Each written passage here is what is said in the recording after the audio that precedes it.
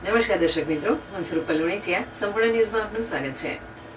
બનાસકાંઠા જિલ્લા પંચાયતના પૂર્વ પ્રમુખને પીએમઓના મુખ્ય સચિવ તરીકેની ઓળખ આપી તેમને દિલ્હીમાં 5 કરોડનો બંગલો આપવાની વાત કરી છેતરપિંડી કરવાનો પ્રયાસ કરતા મહિલા પ્રમુખે પાલનપુર સાયબર ક્રાઇમમાં ફરિયાદ નોંધાવતા પોલીસે વધુ તપાસ હાથ ધરી છે.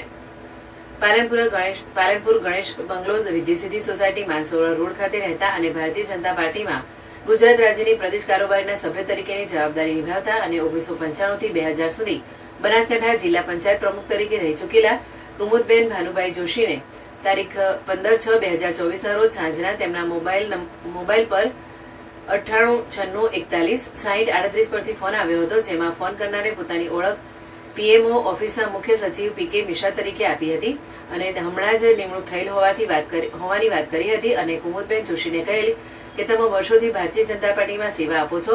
સાહેબની ઈચ્છા છે કે તમારા જેવા સિનિયર આગેવાનોને ગિફ્ટ આપવાની છે. તમે મળવા આવો ત્યારે આ નંબર ઉપર ફોન કરજો, હું તમને સેવા આપીશ. જેથી કુમુદબેને સાહેબ સાથે વાત કરવાનું કહ્યું હતું, જેથી તેમણે હા પાડી હતી, પરંતુ વાત કરાવી ન હતી. ત્યારબાદ કુમુદબેન પર ફરીથી તેમના ફોન આવેલ અને ગિફ્ટ આપવાની વાત કરી હતી, જેમાં રાજસ્થાનના ભારતીય જનતા પાર્ટીના નેતા વસુંધરા રાજે 100 બંગલા બનાવે છે, તેમાં તમારો નંબર આવે છે અને એક બંગલો તમારા માટે છે જે સ્વિમિંગ પુલ વાળો છે.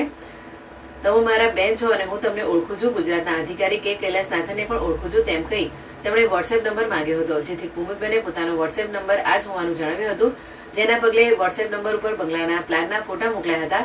ત્યારબાદ ફોન કરી કહે કે પ્લાન મુજબ તમને જાન્યુઆરીમાં પોઝિશન આપવાનું છે અને તમારે રજીસ્ટ્રેશન કરાવવું પડશે, ત્યારે તમને બંગલાની ફાળવણી થશે અને કોઈને વાત ન કરતા આ બધું ખાનગી રાખવામાં આવેલ છે, કારણ કે અન્ય કાર્યકર્તાઓને ખબર પડે તો તેનું રિએક્શન ખરાબ આવે. આ પ્રકારની વાત કરતા મહિલા પ્રમુખને શંકા ગઈ હતી અને આ વ્યક્તિ તેમની સાથે ફ્રોડ કરવા માંગે છે તેવું જાણવા મળ્યું હતું, જેથી આ સમગ્ર બનાવ બાબતે તેમણે તેમના પરિવારને જાણ કરી હતી.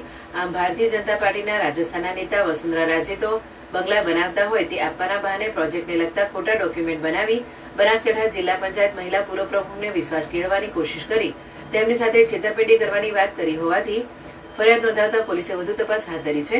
આ અંગે કુમુદબેન જોશીએ જણાવ્યું હતું કે દિલ્હીમાં સિલેક્ટેડ 100 વ્યક્તિઓને બંગલા ગિફ્ટમાં આપવાની વાત કરી હતી.